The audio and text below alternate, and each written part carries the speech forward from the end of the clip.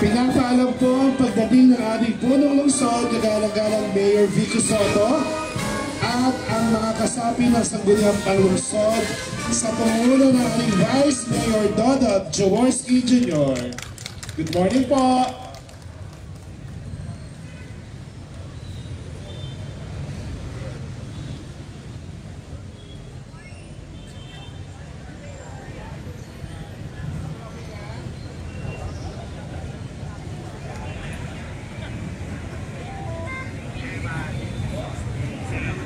Magandang umaga po sa inyong lahat, mga kapwa ko kawani at mga pinuno ng iba't ibang tanggapan. Bilang panimula ng ating maikling palatuntunan, ating pong itoon ang ating sarili sa dakilang lumikha para sa pag-aalay ng panalangin na pamumunuan sa atin ni Bishop Rene Insyong mula sa City of Pasig Ministries Alliance Incorporated. Tayo po ay manalangin sa pangalan ng Ama, ng Anak, ng Diyos Espiritu Santo. Kami po, O Diyos, ay humaharap sa iyo sa lugar, sa bulwagan na ito, at pinakikita po namin ang aming tunay na pagsamba sa iyo, O Diyos, na lumikha sa amin. Dalangin po namin na sa umagang ito, bigyan mo kami ng kalayaan na maiproklama ang iyong salita sa aming lugar, sapagkat ito po ang magiging pundasyon ng aming bayan sa Pasig. Bigyan mo kami ng kalayaan, karunungan, at malaking pag-asa na umaagos sa bayan ng Pasig. Alam po namin na naririto ka at kaming lahat ay nagpapasakop sa aming gobyerno. Mula po sa aming pamunuan, sa aming mayor, hanggang sa mga city councils at maging sa kababaan po ng aming mga posisyon. Nagpapakababa po kami, Panginoon, sa iyo. Ikaw ang lumikha sa amin. At sa oras nito, nagpapasalamat kami sa pangalan ng Ama, ng Anak, ng Diyos, Espiritu Santo. Ang lahat ay magsabi ng Amen. Amen. Maraming salamat po, Bishop. Hinihiling namin humarap po tayo sa ating bandila. Ilagay natin ang ating kanang kamay sa ating kaliwang dibdib at awitin natin ang lupang hinirang sa salo ng musika ng Pasig City Band. Mga kababayan, ang pambansang awit ng Pilipinas.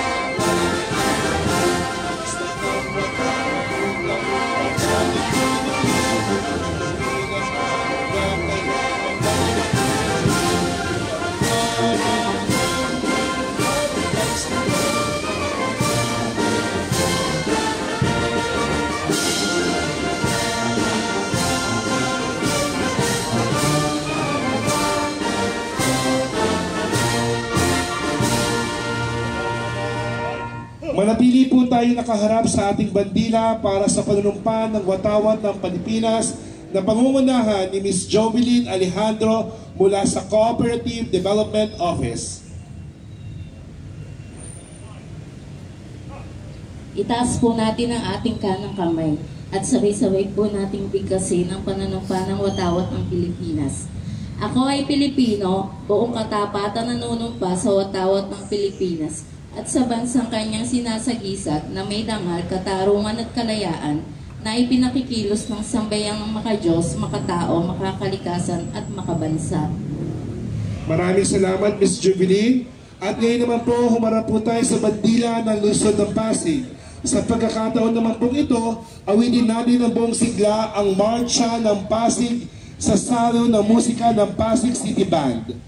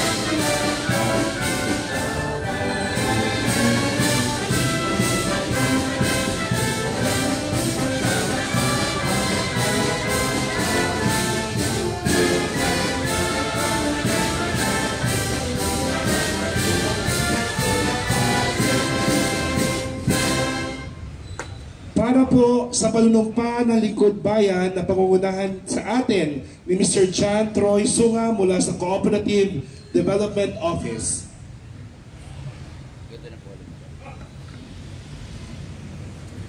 Muli, itaas po natin ating kanang kamay para sa panunumpa ng Lingkod Bayan. Ako ay isang Lingkod Bayan. Pangangalagaan ko ang tiwalang ipinagkaloob ng mamamayan. Maglilingkod ako ng may malasakit, katapatan, at kahusayan ng walang kinikilingan. Magiging mabuting halimbawa ko at magbibigay ng pag-asa at inspirasyon sa aking kapwa Lingkod Bayan. Lilinain ko ang aking sariling kakayahan upang sa lahat ng panahon ay mapaglingkuran ko ng buong kausayan ang sambayanan. Hindi ako makikibahagi sa katiwalaan sa pamahalaan. Pipigilan at isisiwalat ko ito sa pamamagitan ng tama at angkop na pamamaraan. Isa sa buhay ko ang isang lingkod bayang makadiyos, makatao, makakalikasan, at makabansa. Tutugon ako sa mga hamon ng makabagong panahon tungo sa adikain ng matatag, maginhawa, at panatag na buhay. Sa mga tungkulin at hangaring ito, kasiyahan nawa ako ng may kapal. Thank you, John Troy. Ngayon po ay ginugulitan natin ang mga sumusunod. Araw ng Republikang Pilipino 1899, Proclamation Number 533, Series of 2013. Children's Week, Proclamation Number 190, Series of 1964. Courtesy Week, Proclamation Number 449, Series of 1965. Goiter Awareness Week, Proclamation Number 1188, Series of 2006. And Philippine Bible Week, Proclamation Number 124, Series of 2017. At ngayon naman po, tinatawagan ko po si Bishop Insyong ulit para po sa kanyang announcement. Isang mahalagang pagkakataon na alalahanin po natin na ang bansang Pilipinas ay gumagalang sa salita ng Panginoon. Kaya ito po yung Bible Month celebration na ginagawa po natin tuwing buwan ng Enero. At bago po ako explain ay gusto ko pong tawagan muna ang from Philippine Bible Society. Siya po ang HR manager natin doon upang mabigay ng 3 minuto na pangungusap patungkol po sa ating ginagawang okasyon. Tinatawagan ko po si Sister Maribig Velasco. Maraming salamat po. Ladies and gentlemen, mga kahangahangang employees ng Pasig City, magandang umaga po, Mayor, sa inyong lahat. Isang karangalan po para sa akin na tumayo sa inyong harapan upang kasama ninyong mag-celebrate ng National Bible Month. Ito po ay mula sa Proclamation Number 124 ni President Rodrigo Roa Duterte. Adikain po ng 1987 Constitution na matatag ang ating bansa sa mga ethical at spiritual values para ma-maintain ang pinakamalakas na moralidad sa ating lipunan. Mahalagang source ng mga principles na ito ang Bible na sinubok na ng panahon. Sa pamamalakad sa gobyerno, parang kompas ang Bible na nagbibigay ng mga katotohanan na tumatawid sa personal, cultural at political boundaries. Ang mga teachings nito ay tungkol sa justice, compassion at integrity ay parang anchor ng ating mga mahal na government leaders at maging mga ordinaryong mamamayan na katulad natin. Ang sabi po sa Micah 6:8, babasahin ko po ang Bible na Pinoy version na pinablish ng Philippine Bible Society. Ito ang hinihingi ni Lord. Gawin ang makatarungan, magmahal ng tapat, at humble na sumunod sa Diyos. Kaya nga, sa ating pag-navigate sa masalimuot na buhay sa ngayon, nagsisilbing paalala ang Bible sa kahalagahan ng pagkakaroon ng fair and just governance. Nagsisilbing malakas na force din ang Bible para i-unite ang mga tao mula sa iba't ibang lugar at paniniwala at magkasundo sa iisang purpose. Kaya panahon ng refleksyon, gratitude at panibagong commitment ang National Bible Month para sa paghubog sa ating bayan.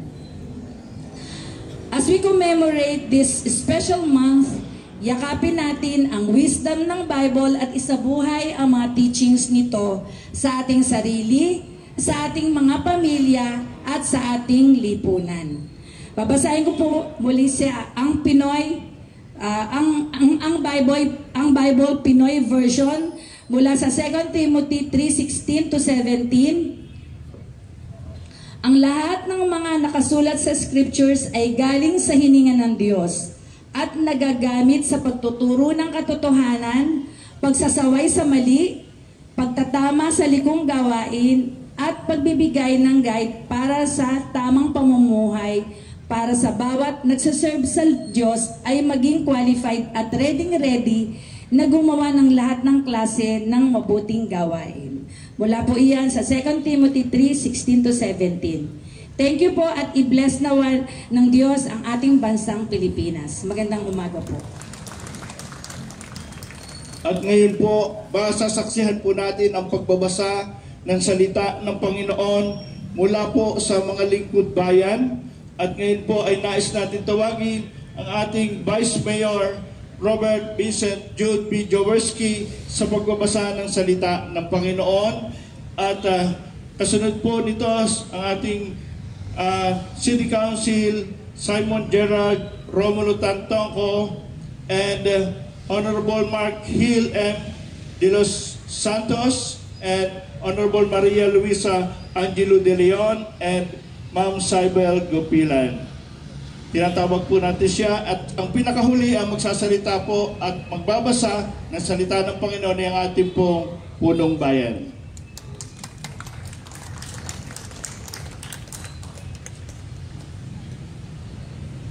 Mula po sa Book of Genesis 1 verse 26 to 27. Pagkatapos sinabi ng Diyos, ngayon likayin natin ang tao ayon sa ating larawan, ayon sa ating wangis.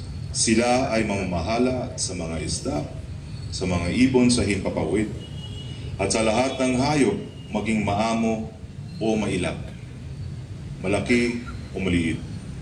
Nilalang nga ng Diyos ang tao ayon sa kanyang larawan. Sila ay kanyang nilalang na isang lalaki at isang babae.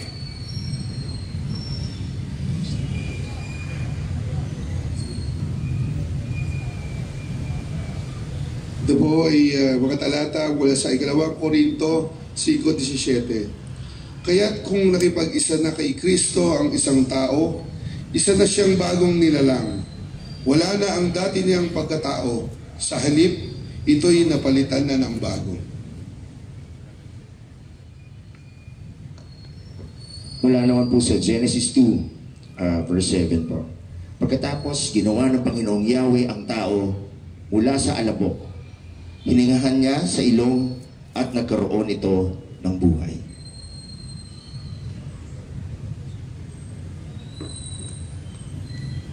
Magandang umaga ho. Mula sa Hebrew 4, chapter 12 to 13. Ang salita ng Diyos ay buhay at mabisa. Mas matalas kaysa alinman tabak na may kabilayng mangitalim. Ito'y tumatagos maging sa kaibuturan ng kaluluwa at espiritu, ng mga kasukasuan at buto, at nakakaalam ng mga iniisip at binabalak ng puso. Walang nilalang ang makakapagtago sa Diyos. Ang lahat ay hahayag at lalantad sa Kanyang paningin. At sa Kanya tayo'y magsusulit ng ating mga sarili. Ang salita ng Diyos.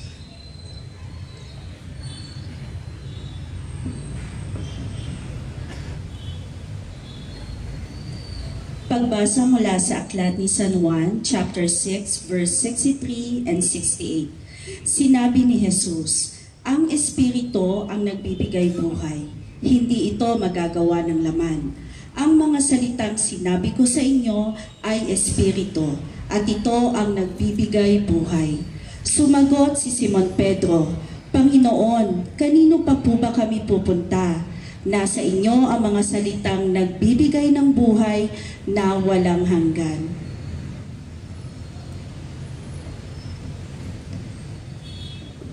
Mula sa ikatlong kabanata, versikulo 16 hanggang 17 ng 2 Timothy.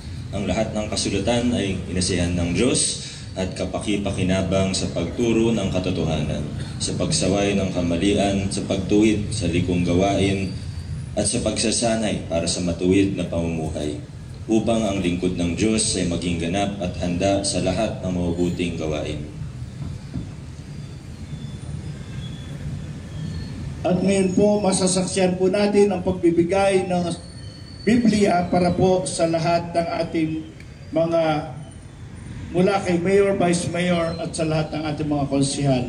Amin po inaatasan ang PBS para bigay kay Mayor and Vice Mayor po at sa mga City Councils ang ating mga Biblia. And then mamaya po, ang lahat po narito ay bibigyan din po namin. Palakpakan po natin si Bishop. Maraming salamat po, Bishop.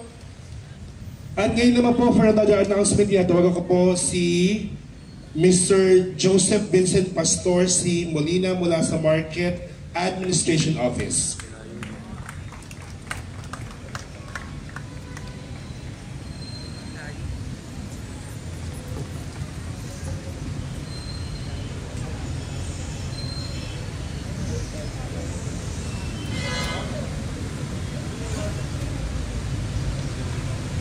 Magandang umaga po, Mayor Kiko. Magandang umaga po, Vice Dodot. Magandang umaga po sa mga konsihal po at sa lahat po ng mga kawani nandito. Pinipresent lang po ng ating palengke ang isang award na nakuha po natin. Malamang sobrang tagal na hindi pa nagkakaroon ng award ang palengke. Basahin ko lang po. Ito po yung award. Binibigay po to sa mga top performing public markets na nag-effectively na nag-promote po sa mga vendors na ma-maximize ang mga features and benefits ng digital wallet sa kanilang daily na transaction. Out of 76 public markets nationwide, 58 public markets po ang nag-qualify dahil po sa ordinansya. So sa mga sanggunian po, maraming salamat po. Palakpakan po natin ang ating sanggunian at kay Mayor Vico. Salamat po sa pagpasa ng ordinansa. Ano po ang meaning ng maximize na features? Hindi lang isang transaksyon ng QR code, whether may sales or umutang po o investment, or nagpasa ng load, yun po yung ginamit. At sa dami-dami po, sa category po ng pinakamalalaking palengke po, sa dami po, nationwide, Metro Manila at probinsya po, nag-number 1 po ang ating Mutyanang Pasig Mega Market. Kaya mabuhay po ang ating Mutyanang Pasig Mega Market, mabuhay po ang Pasigenyo, at mabuhay po kayo, Mayor Vico Soto. Maraming salamat po. Ito po, inaalay po namin ang award na to sa inyo. Congratulations! Market Admin, Pasig Market, Pasig City Market, congratulations.